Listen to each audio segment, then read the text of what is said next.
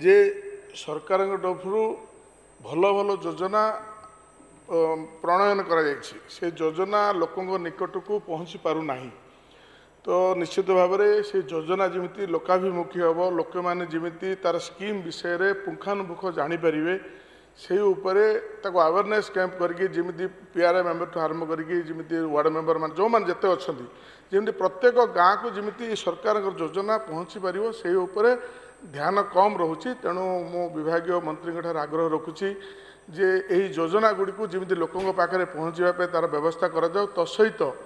मो निर्वाचन मंडल रे जो क्षीर उत्पादन होची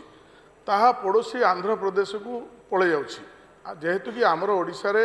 आमर गोटे ओम्फेड संस्था अच्छी से ओम्फेड तरफ से क्षीर को संग्रह करने तार व्यवस्था करागले निश्चित भाव में चाषी उपकृत हो पारते। धन्यवाद। माननीय मंत्री माननीय बाचस्पति महोदय जे आमर ए विभाग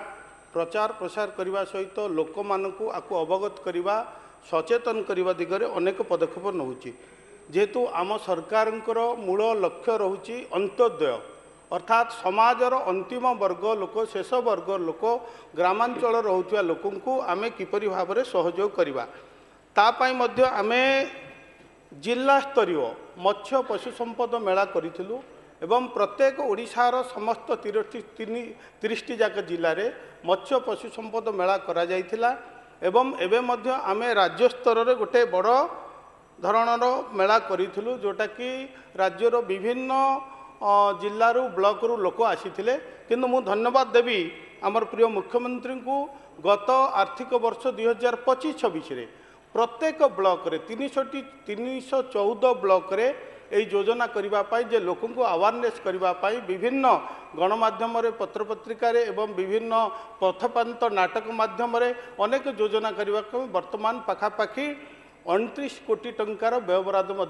करा जाफल कि ग्रामांचल आमर जो मुख्य लक्ष्य रोचे जे ग्रामांचल लोक मैंने आपको जाना दरकार प्रकृत चाषी जाना दरकार। जमती गत सरकार योजना केवल मुष्टिमय लोकों हाथ में बंधा पड़ जाइथिला केवल मुष्टिमय लोक तांकर निर्दिष्ट दल लोक आकु तांकर पीआरआई मेंबर मान आकु नहीं जाउथिले। आज आपण मान देखिबे जदि मुख्यमंत्री कामधेनु योजना रे पाखापाखि 35,000 रु अधिक लोक वर्तमान एप्लिकेशन दे सारे एवं आमे मध्य अनेक लोक को गोवाल लेटर मध्य दे सारूँ। तेणु जो योजना रही निश्चित भाव में ये जो प्रिय मुख्यमंत्री विभिन्न जो योजना मत्स्य संपद विभाग कथा कहतु कि प्राणी संपद विभाग निश्चित भाव में तल स्तर में साधारण लोक पाखे ये योजना निश्चित पहुँचब से आम विभाग वर्तमान अनेक प्रकार मध्य प्रचार प्रसार एवं लिफलेट प्रत्येक